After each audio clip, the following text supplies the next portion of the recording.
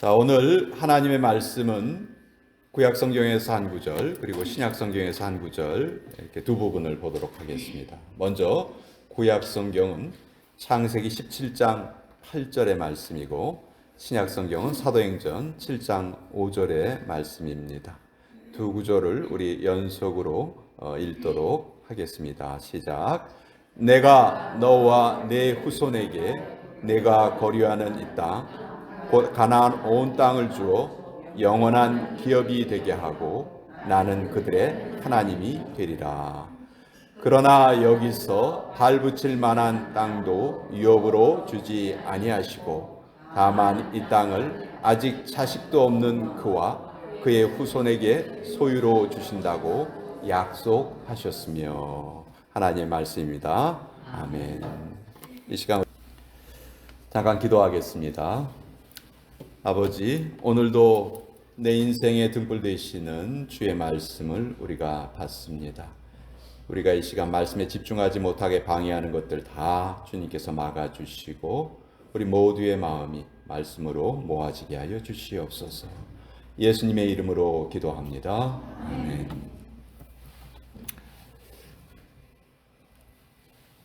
저거를 꺼주시면 돼요. 뒤에 스위치가 있습니다. 뒤에 있습니다. 뒤에. 내리는 게. 예, 감사합니다. 요즘 그 교회 좀 어때요? 사람들 좀 제대로 잘 모이나요? 우리가 이렇게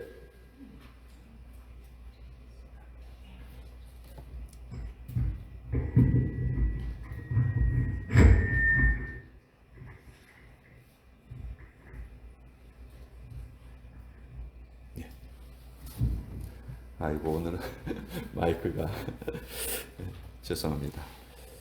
자, 요즘 그 교회 어떻습니까? 사람들 좀 제대로 잘 모입니까?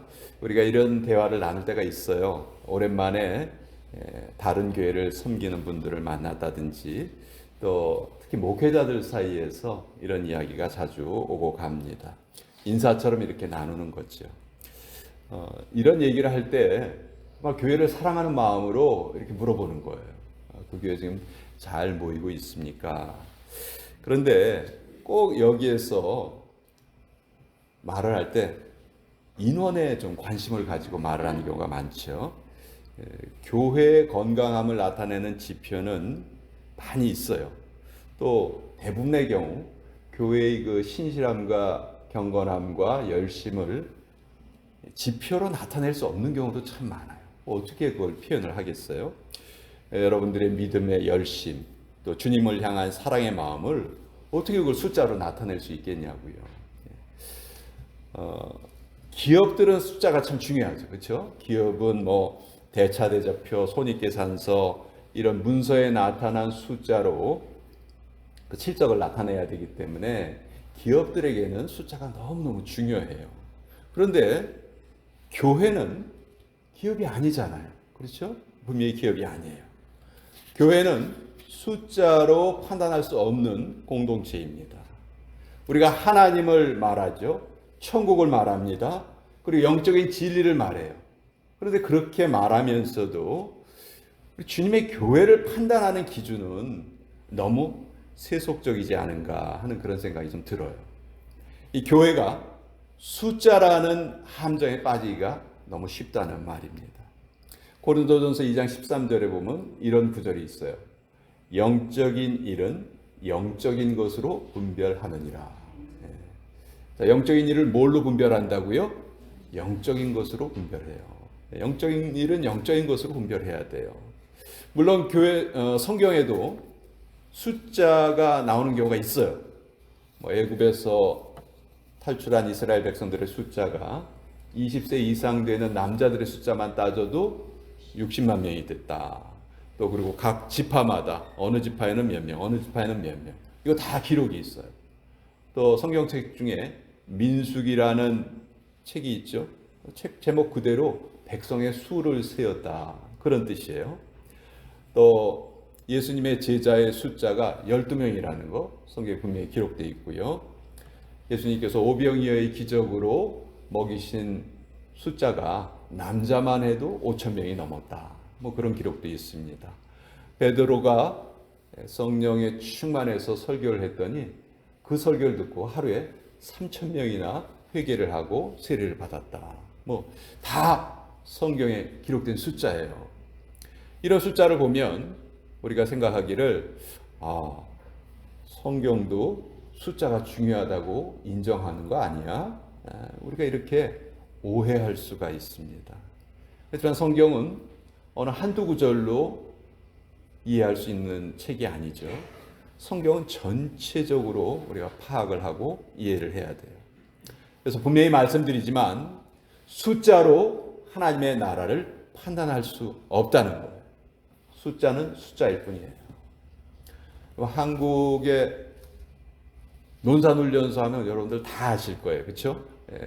군인이 되려면은 논산훈련소에 가서 훈련을 받습니다. 근데 이 훈련을 받는 기간 중에 각 종교별로 집단 의식이 행해져요. 우리 기독교에서는 집단 세례식을 베풀고요. 불교에서는 집단 수계식이라는 것을 행합니다. 훈련병의 숫자가 너무너무 거기 많이 모여 있으니까 그런 집단 의식을 하기가 너무 좋죠. 저도 군대에 있을 때는 교회 제대로 안 다녔거든요. 근데 훈련하다가 힘드니까 주일날 너 교회 갈래? 절에 갈래? 이렇게 물어봐요. 그래서 교회 가고 싶다면 교회로 보내고 절에 가고 싶다면 절에로 보내요. 근데 교회를 갔더니 너무 시끄러운 거예요. 가서 좀 잠을 자야 되는데 계속 찬송가를 부르고 그래서 절에로 갔어요. 절에 갔더니 너무 조용하더라고요. 그냥 1시간 가서 자고 오면 되는 거예요. 근데 그거 6번 했는데 제가 훈련소 수료하니까 저한테 뭐 이렇게 침을 이렇게 다 찍어주더라고요. 그리고 저더러 광덕 스님이래요. 제 본명이 광덕 스님이에요. 이렇게 훈련병 숫자가 많다 보니까 한 번에 논산훈련소에서는 5천 명이 집단 세례를 받는 경우가 있어요. 자, 그렇게 5천 명이 집단 세례를 받으면 그 지역에 큰 영적인 부흥이 일어났다고 우리 말할 수 있을까요? 이 숫자는 동원된 숫자에 불과해요. 그렇죠? 행사를 위한 숫자라고요. 결코 부흥의 증거가 될 수가 없겠죠. 여러분, 우리가 지금 유럽을 보면서, 유럽의 교회를 보면서, 특별히 유럽의 교회가 많이 쇠퇴했다, 쇠락했다, 이런 말 많이 하죠. 왜 그럴까요? 왜 그렇게 말할까요? 다른 거 없어요. 숫자 때문이에요. 숫자. 유럽에 있는 교회들 보니까 그 교회에 출석하는 사람들의 숫자가 지속적으로 줄어들고 있는 걸 보니까 이거는 유럽의 교회가 지금 쇠퇴하고 있다는 증거가 아니냐. 우리 이렇게 말하는 거죠. 그러나 지금 유럽에서 하나님을 신실하게 섬기고 있는 성도들이 이 말을 들으면 분명히 이 말에 반발할 거예요. 아닙니다. 우리는 그 어느 때보다 지금 더 열심히 하나님을 섬기고 있습니다. 이렇게 말할지 몰라요. 여러분, 모이는 숫자가 많은가 적은가 사실은 중요한 문제가 아닙니다.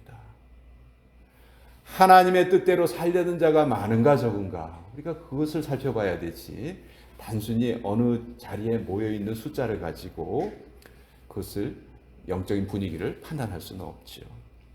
어느 곳에든지 하나님께 진정으로 예배하는 남은 자가 있다는 거예요.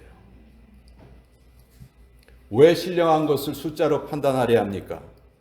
누가 우리에게 이렇게 질문한다면요, 사실 할 말이 없어요. 왜냐하면 그 질문이 옳기 때문이에요. 자, 누가 미국에서 지금 이렇게 신앙생활하고 있는 우리들에게 이렇게 말한다고 한번 생각해 봅시다. 샘물교회 보니까 코로나 이후에 교회 출석하는 숫자가 많이 줄어들었는데 그 성도들의 믿음이 쇠퇴하고 있다는 증거 아니에요? 누가 우리에게 이렇게 말을 한다면 우리가 이 말에 동의할 수 있을까요? 아닌데요? 저는 그 어느 때보다도 더 진실하게 주님을 섬기고 있는데요. 이렇게 말할 수 있는 분들이 이 자리에 너무 많아요. 물론 과거에 교회가 세워지기만 하면 사람들이 교회로 모여들던 때가 있었습니다. 그렇죠? 이 브랜던도 아마 20, 30년 전에는 지금보다 교회 모이는 숫자가 더 많았을 거예요. 그러면 그때가 지금보다 영적으로 훨씬 더 성숙한, 신령한 그런 때라고 우리가 말할 수 있을까요? 제가 오늘 이런 말씀을 드리는 것은 우리가 결코 숫자에 미혹돼서는 안 된다 하는 그 말씀을 드리고 싶은 거예요. 아이고 목사님, 한 사람이라도 더 붙잡아야 돼요. 왜요? 그래야 교회가 운영이 되죠. 그럼 교회 주인이 하나님이 아니시고 사람이에요? 사람이 있어야만 운영되는 거예요? 아유, 이 목사님 너무 순진해서 뭘 모르시네. 그런 말 하시는 분들 계세요. 물론 교회가 잘 유지되기를 바라는 마음으로 그런 말씀을 하시는 거 알아요. 그러나 교회의 주인은 사람이 아닙니다. 하나님이세요. 누구 한 사람 없어서 그 교회가 흔들린다. 그거 바른 교회 아니에요. 올바른 교회라고 할 수 없습니다. 자, 오늘 본문은 믿음의 조상 아브라함에 관한 이야기예요. 하나님께서 아브라함에게 자손과 땅을 주시겠다 이렇게 약속하셨어요. 창세기 읽어보면요, 아브라함에게 이 똑같은 약속을 4번이나 하세요. 4번. 그런데 실제로 그 아브라함이 살아있을 동안에는 어땠었느냐? 오늘 우리가 읽은 두 번째 본문 사도행전 7장 5절을 보면 발 붙일 만한 땅도 유업으로 주지 않으셨다. 자, 하나님이 내가 너에게 자손을 주고 땅을 주겠다. 아브라함에게 4번 약속을 하셨는데 실제로 아브라함이 살아있을 동안에는 단 한 평의 땅도 가지지 못했어요. 아브라함의 아들 이삭도 마찬가지였고 손자 야곱도 마찬가지였어요. 그들은 장막에 살았다. 성경이 그렇게 말해요. 그럼 장막에 살았다는 건 뭐예요? 여기저기 옮겨 살았다는 거예요. 왜 여기저기 옮겨 살았습니까? 자기 땅이 없으니까. 자기 땅이 없으니까 여기저기 옮겨 산 거죠. 자, 하나님께서 분명히 내가 너에게 땅을 주겠다, 자녀를 주겠다 약속을 하셨지만 눈에 보이는 현실에서는 전혀 이루어지지 않았어요. 땅도 한 평도 없었고요. 자식도 많이 주시겠다고 약속하셨지만 그 약속도 이루어지지 않았습니다. 사라를 통해서 얻은 아들은 딸랑 이삭 하나였어요. 그런데 좀 더 긴 시각으로 보면 하나님의 이 약속이 이루어졌나요? 안 이루어졌나요? 이 약속은 너무나 확실하게 이루어졌어요. 아브라함의 후손은 수없이 많이 늘어났고요. 그들은 가나안 땅을 얻어서 나라를 세웠죠. 자, 저는 이 말씀에 빗대어서 오늘 우리의 자세를 좀 살펴보고 싶은 거예요. 우리는 당장 우리 눈에 보이는 뭔가가 있어야지만, 그 결과가 있어야지만 우리 만족하려고 해요. 요새 그게 어때요? 사람 좀 뭐예요? 이 질문도 사실 그런 거예요. 현재 몇 사람이 모이고 있는가, 그걸로 하나님의 일을, 하나님의 나라를 판단하려 한다는 것이죠.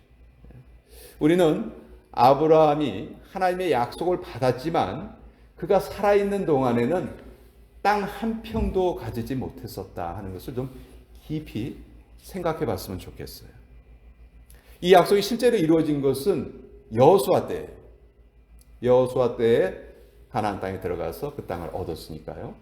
그런데 이 아브라함과 이 여호수아 사이에는 한 500년 가까이 시차가 있어요. 400년 동안, 430년 동안은 애굽에서 노예살이 했었잖아요. 그렇죠? 그리고 40년은 또 광야 생활을 했었죠. 그리고 나서야 가나안 땅을 차지했거든요. 그러니까 근 500년 가까운 그 기다림이 있었다는 거예요. 자, 하나님의 약속이 이루어지기까지 꼭 필요한 하나님의 시간이 있어요. 근데 우리가 이거를 이해하지 못하면 우린 그 당시의 상황만 보고 어떻게 말하냐면 하나님의 약속은 안 이루어져. 하나님의 약속을 지키지 않으셔. 왜? 내 눈에 안 보이니까. 그러니까 눈에 보이는 걸로 늘 일희일비해요. 그러나 하나님의 나라는 결코 그렇지 않아요. 특별히 우리 한국 사람들이 좀 급하다는 말 많이 듣죠. 실제로 그런 것 같아요. 저도 좀 성격이 급한 편이에요. 그런데 우리 조상들은 어땠었을까요? 옛날에 양반들이 어떻게 걸었어요?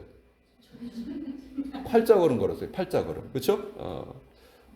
여러분 팔자걸음 걸으면서 급하게 걸을 수 있을까요? 만약 그렇게 걷는 사람이 있다면 그 얼마나 우스꽝스럽게 보였겠어요. 예. 그러니까 팔자걸음을 걷는다는 것은 여유가 있다는 것이죠. 그렇죠? 예. 어느 사학자는 우리 한국인의 특징을 두 단어로 표현했는데 은근과 끈기다 이렇게 말했어요.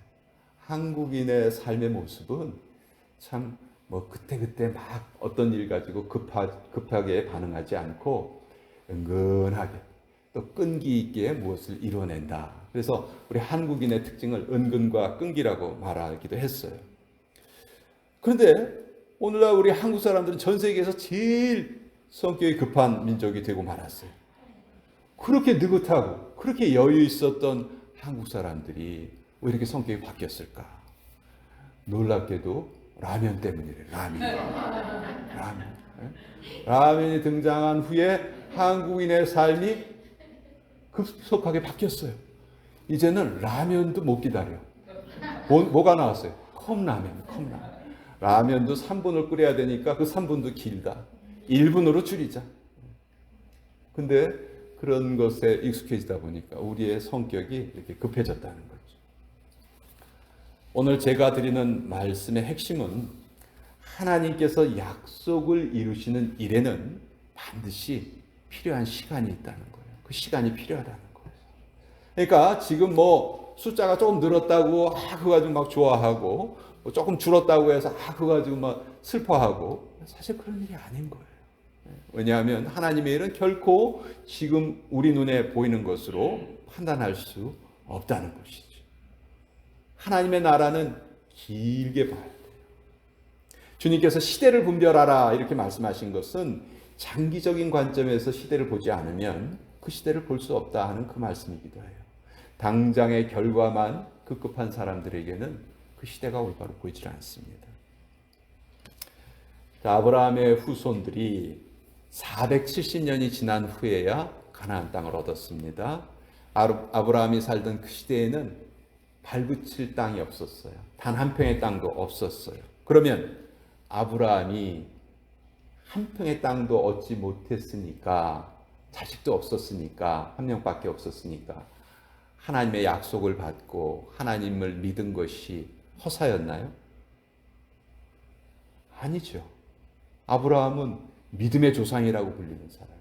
하나님이 내 벗이다 이렇게 칭찬한 사람이에요. 우리는요, 하나님께서 앞으로도 해 나가실 일이 무궁무진 많으시다는 것을 꼭 믿어야 돼요. 여러분, 이 약속을 아브라함만 받은 게 아니고 그 아들 이삭, 손자 야곱도 동일하게 받았다 말씀하세요. 그러니까 하나님이 하시는 일은 적어도 3대 이상에 걸쳐서 이루어진다는 거예요. 한 세대를 30년으로 보면 세 세대는 90년이죠. 90년 정도 지나봐야 하나님의 약속하신 것을 우리가 판단할 수 있다는 것이죠. 그래서 그 순간만 보고 우리가 어떤 판단을 한다는 것은 잘못이라는 거예요. 특별히 여러분, 우리의 눈이요, 정확한 것 같지만 우리 눈이 착시 현상을 참 많이 일으킵니다. 여러분, 인터넷에 착시 현상 이렇게 한번 검색을 한번 해보세요. 그러면 여러 가지 그림이 나와요. 우리가 보기에는 다 달라 보여요. 근데 자로 재보면요, 똑같아요. 근데 우리 눈에는 다르게 보이는 거란 말이에요. 우리 눈은, 우리의 감각은 착각을 잘 일으켜요. 그런데도 우리는 오직 우리 눈에 보이는 것, 감각적인 것에 의존해서 더 영원하고 더 소중한 하나님의 나라에 우리의 마음을 두지 못하고 있어요. 지금 우리 눈에 보이는 것은 결코 영원한 것이 아닙니다. 특별히 우리 믿음의 성도들에게는 눈에 보이는 것이 전부가 아니라는 것이죠. 그래서 오늘 저와 제가 여러분과 함께 제 자신에게도 하는 말이지만 우리 현실의 마음을 빼앗기지 말고 눈에는 보이지 않지만 하나님의 나라를 가장 중요하게 생각하고 또 그 약속은 반드시 이루어져 왔잖아요. 그렇죠? 우리 성경을 통해서 우리의 수많은 믿음의 선진들이 우리에게 말하고 있잖아요. 시간은 좀 걸릴지 몰라. 그러나 하나님의 약속은 반드시 이루어진다. 믿음의 조상들이 우리에게 주시는 교훈입니다. 그러니까 우리도 당장이 눈에 보이는 현실에 일희일비하지 않고 정말 올바른 그런 신앙을 가지고 우리의 신앙생활 앞으로 이곳에서 계속 같이 이루어져 가기를 간절히 축원드립니다. 기도하겠습니다. 아버지, 믿음으로 기다릴 줄 아는 우리가 되기를 원합니다. 급하고 초조하고 당장 어떤 결과를 요구하고 그것이 보이지 않으면 낙심하고 또 반대로 그것이 눈에 보이면 또 교만하려 하고 아버지, 이 두 가지 다 진짜 믿음이라 할 수 없습니다. 하나님께서 우리에게 행하실 일들이 아직도 많이 남아있다는 것을 우리 마음속에 꼭 믿음으로 받게 하여 주시고 아버지, 우리가 현실을 바라볼 때 눈에 보이는 것에 의해서 판단되지 않고 하나님의 약속으로 우리의 미래를 길게 내다보는 우리 모두가 되게 하여 주시옵소서. 예수님의 이름으로 기도합니다. 아멘.